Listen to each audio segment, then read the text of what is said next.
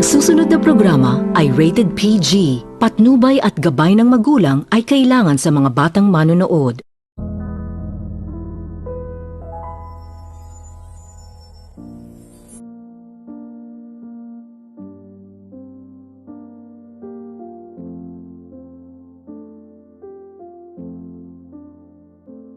Hindi nito alam ni Sui ang kanyang gagawin pagkatapos nitong malaman ni Sui na gising na umano ang kanyang daddy na si Dr. Tanyag dahil nasabi na nito ni Moira sa kanyang anak na si Sui na hindi umano ito mag-ama. Ito po si Dr. Tanyag at itong si Sui ay sa kadahilanan na nagdadalawang isip itong si Sui na papasok sa kanyang ama dahil natatakot itong si Sui dahil alam na umano ng kanyang ama na si Dr. Tanyag na hindi umano siya tunay na anak nito na nagdadalawang isip itong si Sui na pumasok sa kanyang ama, ngunit napilitan lamang itong si Sui nang makita ito ni Dr. Enriquez na sumisilip itong si Sui sa pintuan ay agad naman itong tinawag ni Dr. Enriquez itong si Sui at sinabihan na tumuloy na umano ito dahil gising na umano ang kanyang daddy.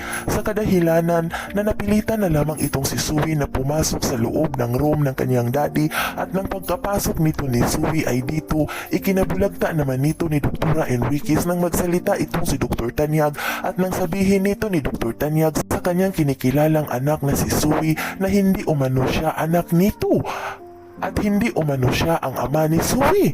Sa kadahilanan na hindi nito napigilan ni Sui ang kanyang sarili at bigla na lamang itong lumuha ang kanyang mga mata at hindi ito nakakibo itong si Sui habang pinapakinggan nito ang mga sinasabi ng kanyang daddy na tila natatamimi itong si Sui at ikinagulat naman nito ni Dr. Enriquez ang kanyang naririnig galing sa bibig ni Dr. Tanyag nang sabihin nito ni Dr. Tanyag na hindi umano niya anak itong si Sui. At maya-maya pa ay nagsalita naman itong si Sui at nanghihingi ito ng sorry sa kanyang daddy dahil sinabi na umano nito ng kanyang mami na si Moira na hindi nga umano sila tunay na mag-ama. Sa kadahilanan na hindi nito napigilan ni Sui ang kanyang sarili at umiyak itong si Sui sa harapan ng kanyang daddy dahil hindi ito makapaniwala sa lahat-lahat ng panluluko umano ng kanyang mami sa kanya. Yan ay ating aabangan sa susunod pa na pangyayari sa kaganapang ito ng abot kamay na pangarap. Huwag mong kalimutang isubscribe at i-hit ang notification bell ng aking channel.